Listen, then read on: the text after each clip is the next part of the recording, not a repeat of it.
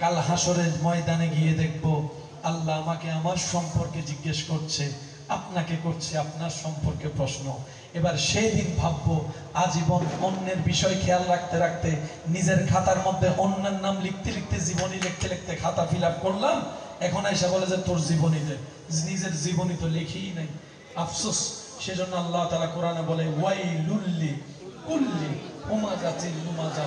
আমার ভালোবাসার মানুষের কাছে আবদার করে বলে যাই, আমাদের বেশিরভাগ নেক আমল নষ্ট হয়ে যায় রিয়ার কারণে, কিছু আমল নষ্ট হয় হিংসার কারণে, কিছু আমল নষ্ট হয় বদনাম করার কারণে।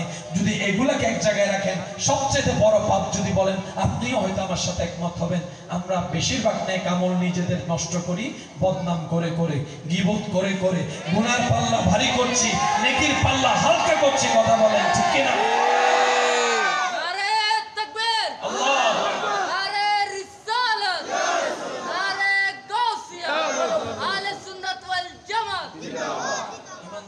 একবার বলেন ঠিক কিনা?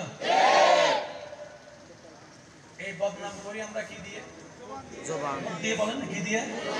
সেজন্য নবী বলছেন কুফা হাযা, উম্মত রে এটারে কামড়ায় দাও,